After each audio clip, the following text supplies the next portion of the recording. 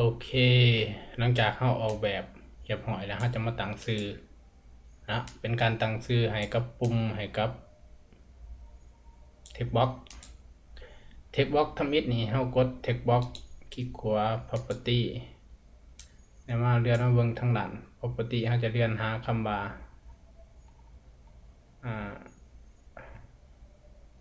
resign ตัวนี้เนาะมันจะมี name เราจะใส่ชื่อ txt unit id enter ตัวที่สอง txt unit name ปุ่มที่หนึ่งปุ่มบันทึกผมมาใส่ btn เอาจากตั้น btn save บันทึกหรือว่า add ก็ได้เนาะ vtn edit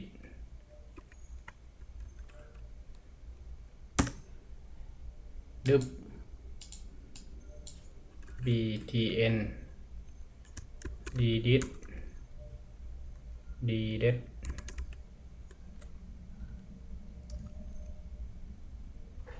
delete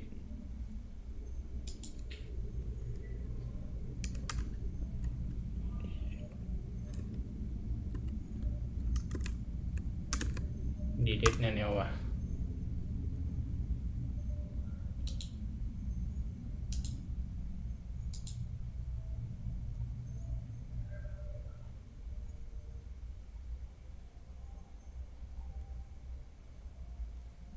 te ถึงแล้ว delete ตัวนี้ปุ่ม exit ปุ่มออก vtn exit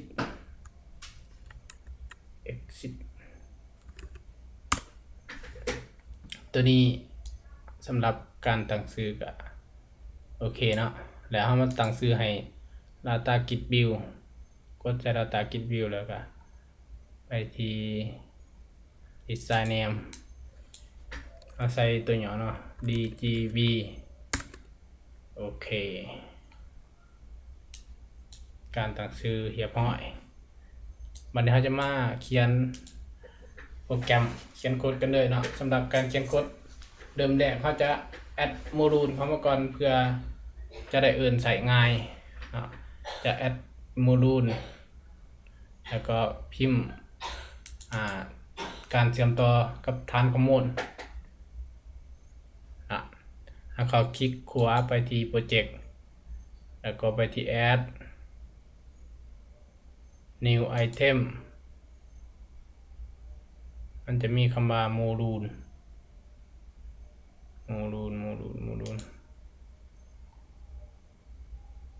แม่นว่าครัว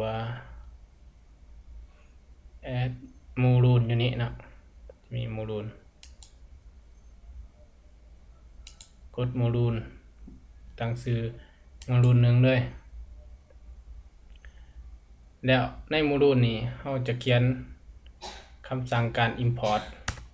สำหรับdata เพื่อเป็นการเชื่อมต่อกับฐานข้อมูลโดยการ import system data แล้วก็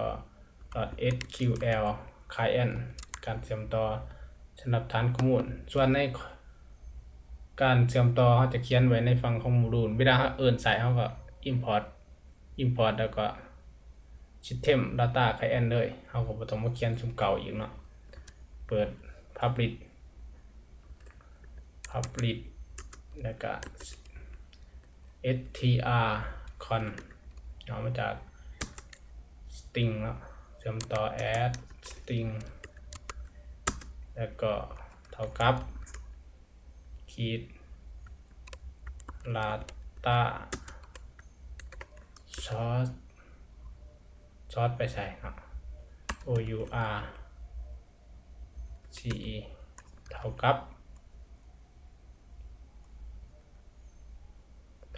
แล้วก็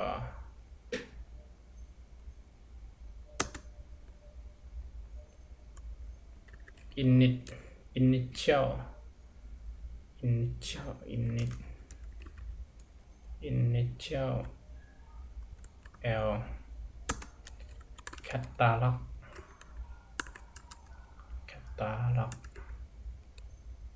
เท่ากับชื่อฐานข้อมูลเนาะอยากจะไปเอาชื่อฐานข้อมูลมาใส่ integrate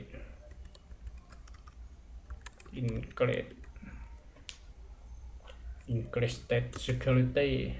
s e c u r i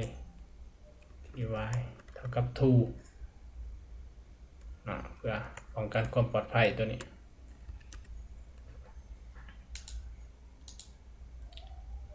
แล้วก็กด enter ลงไป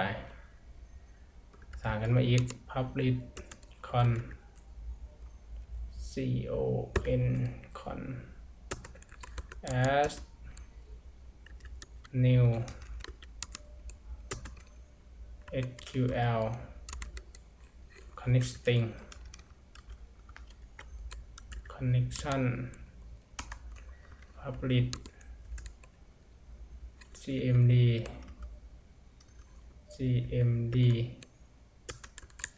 add new command เอามาจาก command แล้ว cmd sql command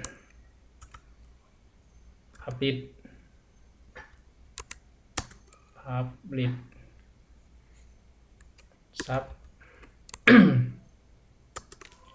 connect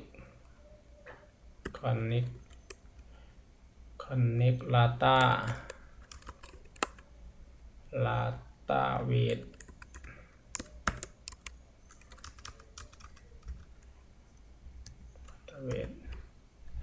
แล้วก็ใส่ con ตัวประกาศไว้อยู่ถึง con connect string เท่ากับ str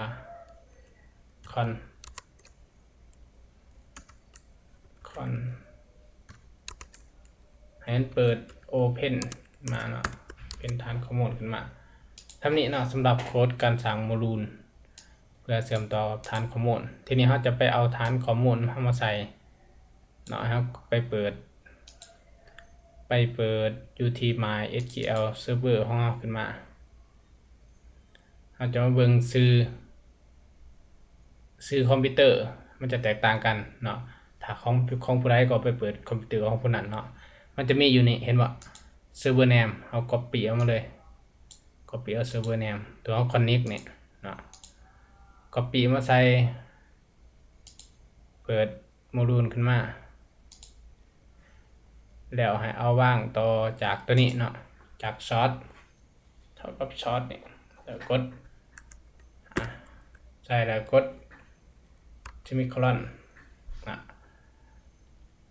ตัวนี้มันใช้ชื่อฐานข้อมูลเอาเบิ่งชื่อฐานข้อมูลความเป็นยังล่าว vb pro เนาะ copy ไปเลยเดี๋ยวเขียนผิด เอากดมาใส่กดปึ๊บแต่ก็โอเคนะมีเหลือยังสำหรับการเตรียมความพร้อมเบื้องต้นสำหรับยูนิตก็มีเพียงสำนี้เนาะต่อไปเราจะมาเริ่มเอาโค้ดใส่สุ่มนี้เลยสำหรับการบันทึกแก้ไขลงตารางฐานข้อมูลยูนิตตอนนี้เราเชื่อมต่อดัตต้าเบสได้แล้วเนาะก็ถือว่าพอสมควรเนาะได้10 นาทีพอดีปกติแล้ววิดีโอแต่ละวิดีโอเราจะบ่ให้เกิน10 นาทีเนาะเพราะว่าเบิ่งเกิน10 นาทีแล้วเริ่มง่วงละ